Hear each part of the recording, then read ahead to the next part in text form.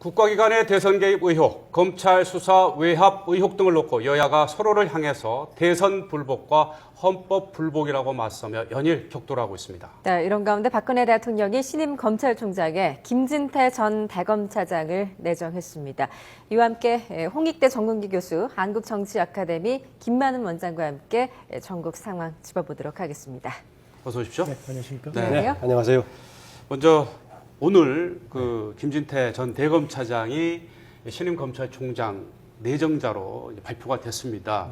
먼저 그 인사에 대해서 정 교수부터 어떻게 보셨는지 말씀해 주시죠. 예, 우선 뭐 언론이 어제 그제 김진태 이 사람이 될 것이다 한 걸 보면은 거의 대부분은 뭐 예상을 했던 것 같고요.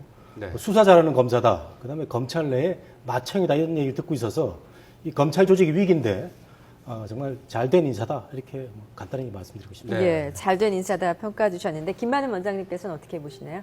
되게 예상된 결과였습니다. 최근에 보면은 그 정부 주요 보직 인사나 정치적인 사건들이 금요일 아니면 주말에만 발생하고 있어요. 네. 그런데 마침 이렇게 임명이 됐는데 대신 또 되게 예상된 결과이긴 했지만 야당에서 집중적으로 조금 우려하고 비판했던 것인데 뭐 두 가지 있죠. 하나는 이제 인사위원장인 김기춘 실장 라인이라는 점과 또 감사원장과 더불어 특정 지역에 너무 편중된 거 아니냐라는 우려 등이 있어가지고 예. 이후에 또 청문회 과정, 다른 논의 과정 속에서 어떤 평가를 받을지 좀 두고 봐야겠습니다. 네. 일단 뭐 지금 간단히 짚어주셨는데 여야 정말 다른 주장들을 하고 있습니다. 여당은 이제 검찰 갈등 수습의 적임자다. 근데 야당은 말씀하셨듯이 검찰 조직을 장악하려는 수습이다. 뭐 이렇게 했는데 이에 대해서 양측 주장에 대해서는 좀 어떻게 보십니까? 예, 뭐 검찰 내부에서도 장악하려고 온다고 보지는 않고요. 예. 마청이 위기에 있는 검찰 조직을 잘 수습해 줄 거다라는 얘기가 지금 많이 나오고 있습니다. 이 사람이 이제 수사를 잘하는 그 대검사 아닙니까? 그 네. 노태우 비자금이라든가 한보, 그다음에 김대중 대통령의 아들 김홍업 이런 사람들을 그 구속 수사하는 원칙주의자 겸 그 수사를 잘하는 검사고 검찰에서 가장 지금 연장자로서 이번에 발탁이 된 것 같아서 예. 조직을 잘 출 수 있는데 문제는 그 이력에서 보면 말이죠. 네. 김기춘 비서실장이 법무부 장관으로 있을 때 그때 법무부에 검사를 했단 말이죠. 예. 네. 이런 점에서 이제 야당이 우려하고 있는데 정말 그 취임을 해서 야당의 이런 그 우려를 불식시킬 정도로 검찰의 중립성, 독립성과 함께 조직을 잘 추릴 수 있는 그런 그 기대를 좀 해봅니다. 네. 예.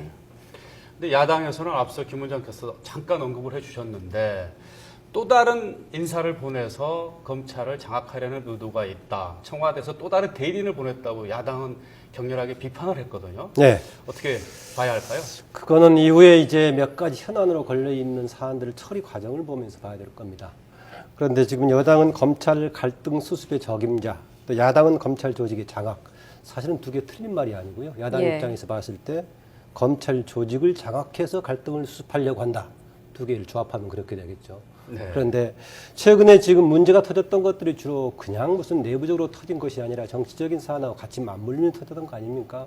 그렇기 때문에 이걸 어떻게 수습할 것인가. 근데 그 이전에 먼저 나왔던 최동욱 전 총장 문제도 내부적으로 무슨 문제가 있었다기보다는 뭐 청와대 쪽에서는 개인의 도덕성 문제라고 얘기하고 있지만 또 정치적인 논란이 있었던 부분이고 최근에 이제 윤석열 팀장 교체 과정 얘기가 나온 것도 국정원 댓글 수사에 이제 추가 기소 관련 문제가 나온 것들이기 때문에 이런 문제를 과연 어떻게 처리할 것인가 정치적인 사안인데 새 총장이 들어와 가지고 과연 변화가 있을 것인가 변화가 있다면은 조금 뭐 뭔가 적극하는 쪽으로 변화가 될 것인가 아니면은 야당이 우려하는 쪽으로 갈 것인가 이거 두고 진행되는 과정을 보고 판단할 것이다.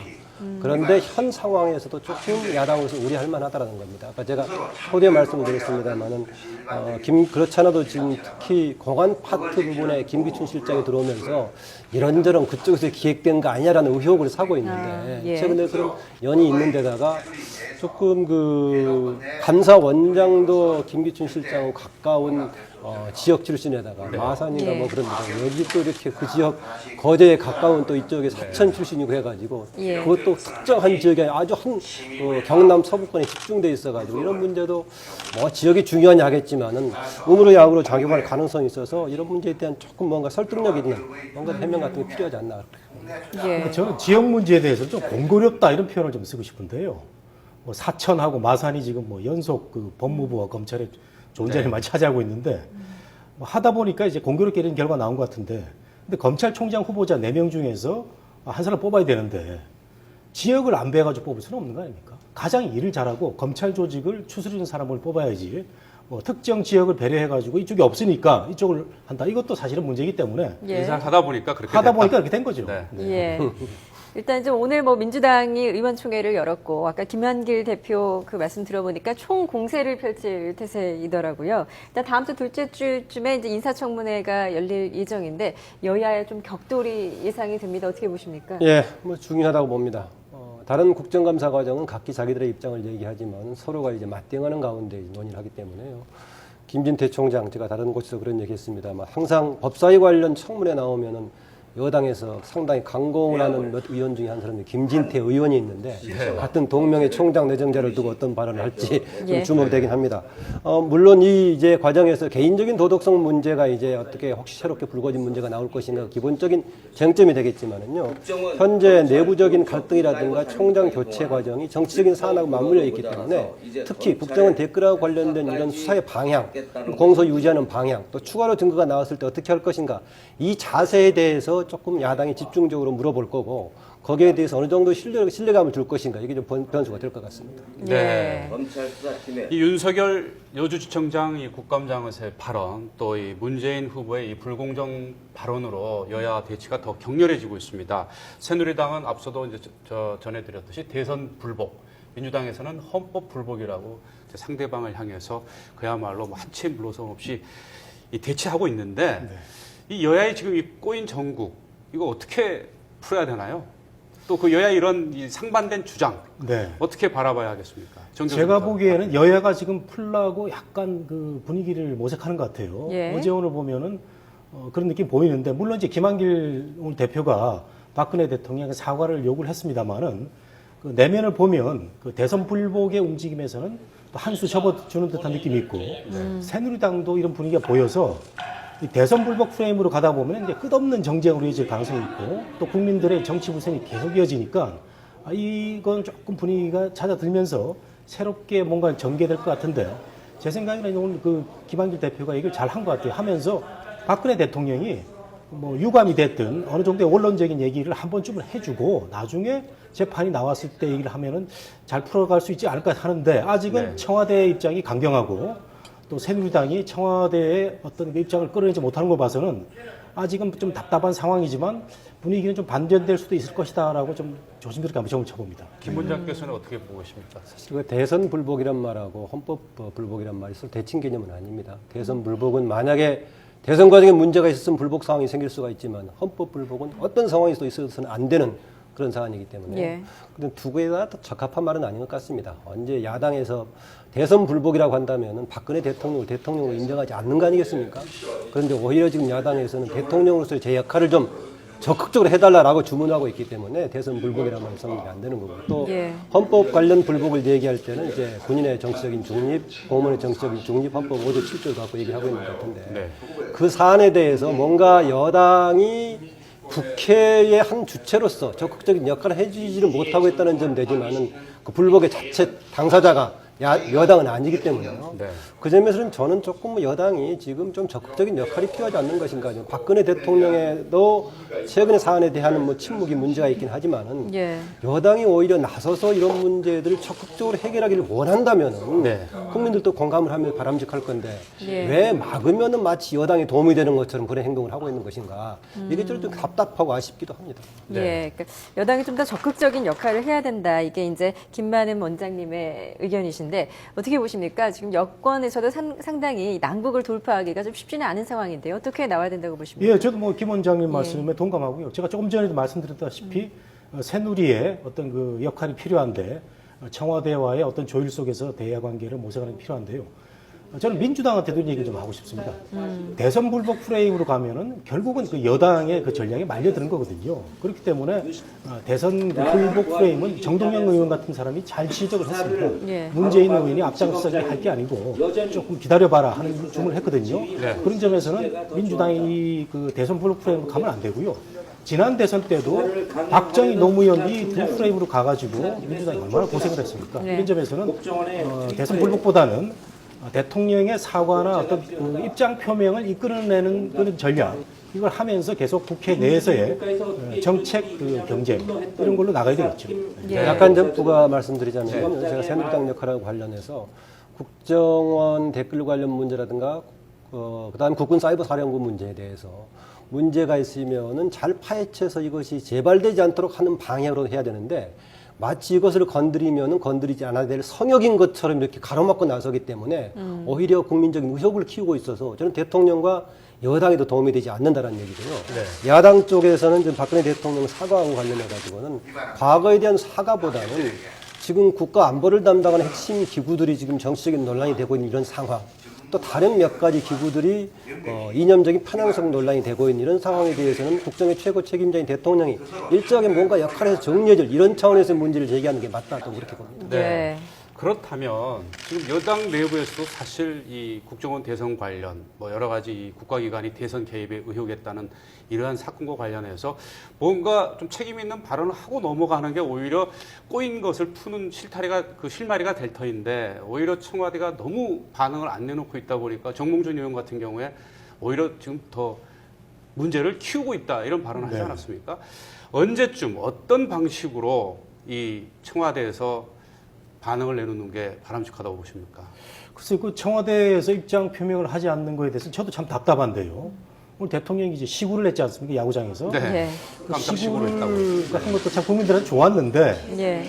지금 여야가 아주 그 격돌을 하고 있는 상황에서 대통령이 이 문제도 고민을 했으면 좋겠는데 말이죠. 옆에서 참모들의 역할을 좀 얘기하고 싶습니다. 참모들이 사과나 유감에 대해서 너무 그 알레르기 반응을 볼 게 아니고 지금 재판 중이니까 대통령이 원론적인 얘기, 나중에 재판 결과가 어떻게 나오면 어떻게 내가 밝히겠고 지금은 재판을 잘해달라는 이런 아주 일반적인 원론적인 얘기를 할 수 있는 거거든요. 그러니까 네. 야당도 너무 성급하게 모든 것을 그 전제하고 얘기하지 않은 식의 얘기가 필요한데 이런 얘기조차 없단 말이죠. 그래서 오늘도 이제 건너갈 것 같고 조금 있으면 이제 또 유럽 방문 가지 않습니까? 예.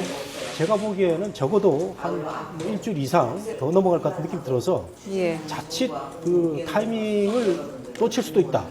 이런 점을 청와대 참모들한테 얘기하고 싶습니다. 예. 의문장께서는 네, 박근혜 대통령께서 지금 뭐 경제의 모든 것을 걸고 있다라고 이 경제 민생을 얘기하고 있습니다. 물론 박근혜 대통령뿐만이 아니라 여당, 야당 항상 민생을 먼저 내걸고 있죠. 박 대통령이 얘기하는 민생 문제에 집중하기 위해서는 이런 지금 정치적인 공방의 문제를 조금 본인이 양보하더라도 빨리 풀어주면은 민생에 집중할 수 있을 것인데 이 문제는 전혀 양보하지 않은 채 민생을 우선한다라는 것이 좀 안타깝긴 합니다. 네. 그러다 보니까 박근혜 대통령 이야기를 하지 않고 윤석열 수석 대표는 뭐 전방위적으로 이런저런 얘기하고 있고 그게 문제를 푸는 데는 도움이 안 되고 있고 그래서 저는 박근혜 대통령의 사과 이런 것보다는 상황에 대한 인식을 좀 달리하는 게 필요하다. 예. 특히 여당의 역할, 뭔가 이런 문제를 건드리면 건드리지 않아야 될 성역인 것처럼 간주하는 이런 자세를 바꾸는 게 필요하다라고 봅니다. 예, 일단 두 분 다 이제 박 대통령이 어떤 식으로든 입장 표명을 해야 된다 이런 의견들이신데 지금 어떤 형식이 적절하다고 보십니까, 원장님께서는? 되게 이런 얘기가 나올 때마다 한 여당에서는 예. 두 가지 가지고 반박을 합니다. 하나는 재판 계류 중이다. 또 하나는 이전 정권의 문제다 되게 얘기를 하고 있는데 재판 계류 중이라고 하더라도 국가기관인 검찰이 이미 기소해가지고 공판이 진행되는 정도라면은 국가기관의 집권 여당 또는 책임자로서는 일정한 부분을 얘기해야 되고요. 네. 그리고 이전 정권의 문제가 아니라 100년 전의 일이라도 현재의 문제가 되고 있다면 당연히 현재 국정 운영자들은 거기에 대한 응답을 줘야 된다. 그리고 이제 과거의 문제뿐만이 아니라 최근 국정감사 과정에서 이런저런 문제가 터지고 있고요. 계속 이게 다른 기관들도 논란이 되고 있으니까 당연히 내각 수준의 기관들에 대한 불안정성을 보이고 있다면은 국정 운영의 책임자라든가 여당은 일정한 뭔가 행위가 필요하다. 그래서 이런 부분에 대한 조금 뭔가 반응이 있어야 된다. 과거에 대한 사실은 댓글 문제에 대한 반응은 4월 달쯤 있으면 굉장히 좋았을 것인데 시점을 많이 놓친 것 같고 최근 악화된 데 대한 사안에 대해서는 대통령이 뭔가 책임 있는 자세 이것이 좀 필요하더라고요. 네. 예. 앞서 11월 2일인가요? 또 박근혜 대통령이 출국을 할 예정이라서 자칫하다가는 시간을 좀 놓칠 수도 있을 것이다. 우리 정국기 교수도 우려를 했는데 또 거기에 대해서 덧붙여서 하실 말씀 있습니까? 예, 그 박근혜 대통령이 뭐 국민들하고 소통하는 것을 뭐 굉장히 꺼리는 듯하게 이렇게 나와 있는데 그동안 여러 그 사건이 불거졌을 때마다 박근혜 대통령이 화끈하게 사과를 했어요. 이런 점이 있고 이번에도 이제 법무장관을 통해서 윤석열 전 팀장으로 인한 그 검찰의 그 망가진 모습에 대해서 그 정부 부처의 장관을 시켜서 사과를 한 셈이거든요. 따라서 이제 방법론적으로 대통령이 직접 여러 가지 입장에 대해서 통행을 하느냐, 총리를 시키느냐, 정무수석을 시키느냐, 뭐 방법론적이 있는데 저는 대통령이 본인이 직접 입장 표현을 하기가 좀 곤란하면 총리나 뭐 정무 또 비서실장을 시켜서 원론적인 입장을 표명을 하고요. 우리가 냉정하게 이 재판 중인 사건을 더 기다려보자라는 식으로 그 냉정하게 그 발언을 하는 것도 필요하다고 보는데 어쩐 일인지 청와대에서는 그 얘기가 없습니다. 예. 청와대 입장 좀 기다려봐야 될 것 같습니다. 이번에는 10월 재보선 이야기 한번 해보겠습니다. 이제 포항 남 울릉의 경우에는 새누리당 박명재 후보가 이제 민주당 허대만 후보에 여유 있게 앞서 있는 모습이고요. 또 화성 갑은 이제 여야 모두 당력을 집중하고 있는 곳인데 이 두 곳 판세 좀 어떻게 분석하십니까? 뭐 이게 선거라는 것이 이제 투표 당일까지는 서로 백중이라고 얘기해 주는 게 공평하긴 한데 예. 이게 원래 새누리당이 있던 현역 지역이기 때문에 상당히 새누리당이 유리하죠. 게다가 지금 기존에 나왔던 예비 여론조사에도 상당히 새누리당이 유리하게 가고 있는데 이게 화성갑의 경우에는 새누리당이 총력전을 더 배가시키고 있는 걸 보니까 네. 뭔가 조금 상대적으로 조금 위기감을 느끼고 있지 않느냐 이런 좀 감을 예. 좀 같이 갖고 있는 것 같고요. 네. 거기에 대해서는 또 하나가 이제 서청원 의원은 다선 의원에다가 당의 전에 대표까지 했기 때문에 이번에 새로 도전하는 야당 후보가 넘어뜨리기 쉽지 않을 것이라는 것인데 가끔 역사적으로 보면은 굉장히 원로에다가 다선 의원이 신진한테 의외로 또 지는 경우가 있어요. 네. 그런데 기본적으로는 지금 현재로서는 여당이 앞서가는 추세인데 구체적으로 당일날 투표 결과에서 뭐가 나올까? 또 최근에 나왔던 여러 가지 정치적인 사안들이 한 지역의 두 지역의 국회의원 선거지만 과연 어느 정도 반영이 될까? 또 이게 재보궐 선거이기 때문에 투표율이 상대적으로 낮은 30% 정도가 될 가능성이 많은데 그랬을 예. 때 어떤 집단, 어떤 계층이 집중적으로 참여할 것인가 여기에 따라서 좀 상황이 좀 달라질 수도 있을 겁니다. 네. 정 교수께서는 네. 어떻게 보고 계십니까? 특히 화성갑의 경우. 예, 화성갑의 경우가 이제 비중 있는 정치인과 시민과의 대결로 재미가 없어져 버렸는데 이번에 이 댓글 논란과 관련한 검찰의 여러 가지 문제 이걸로 해서 정권 심판론적인 것이 많이 부각이 됐습니다. 그래서 뭐 어떻게 될지는 모르겠습니다만은 워낙 그 두 지역 모두가 새누리 여당의 유리한 입장이어서 사실상 관전자 입장에서 매우 재미가 없는데 예.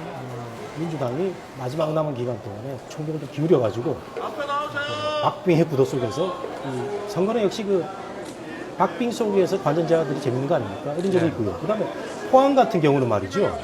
사실은 이게 뭐 그 영남은 여당의 그 정말 텃밭인데 박명재 후보 같은 경우는 사실 철새거든요. 어떻게 보면 특정으로 비난하는 게 아니고 그런 점을 민주당이 또 부각을 할 수 있는 겁니다. 예. 그 열린우리당 사람이 다시 새누리에 와서 나갔을 때 이런 문제, 그런 정치 신인들이 얘기를 할 수 있는데 여전히 뭐 여유 있게 뭐 앞서고 있다는 얘기 들어보면 지금 지역세에 따른 그 당의 그 특성이 나타나는 것 같아서 아직은 우리나라가 이걸 극복하기 쉽지 않다 이걸 좀 느낍니다. 예, 알겠습니다.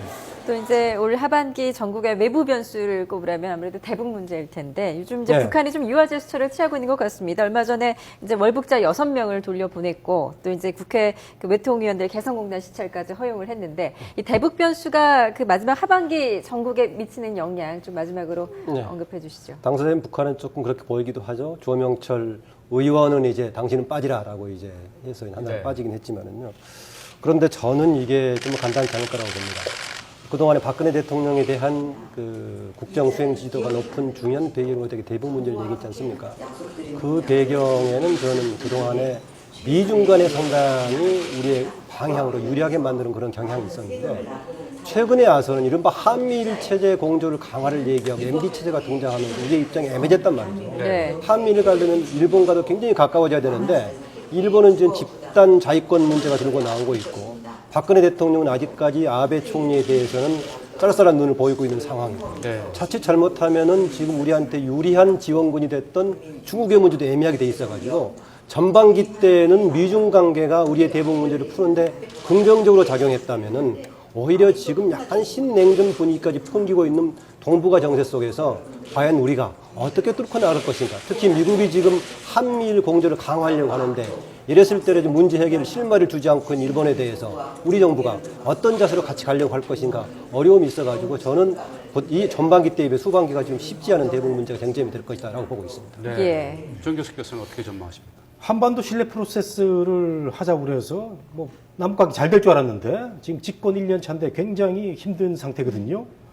북한은 지금 우리 박근혜 대통령 이름까지 들먹이면서 아주 그 못된 발언들을 하고 있는데 최근에 이제 월북자 6명을 돌려보낸 건 저는 화해 제스처라 보거든요. 이런 점에서는 앞으로 가능성이 좀 있고 조명철 의원이 뭐 가고 안 가고 하는 문제는 뭐 그렇게 중요하지 않다고 봅니다. 본인도 예. 뭐 그렇게 굳이 긴장 관계를 만들 필요가 없다는 얘기를 하고 있고 금강산 문제하고 이산가족 문제가 지금 물 건너가 버린 상황인데 네. 이거는 김 원장 말씀하신 대로 이제 하반기에 풀어야 될 숙제거든요. 예. 그래서 월북자 이 6명 사건을 계기로 해서 실무진 간에 뭔가 좀 풀어가지고요. 하반기에는 뭔가 좀 이루어졌으면 좋겠습니다. 예. 네. 오늘 말씀 잘 들었습니다. 지금까지 홍익대 정국기 교수, 한국정치아카데미 김만흥 원장과 함께 전국 현안 자세히 짚어봤습니다. 고맙습니다. 네.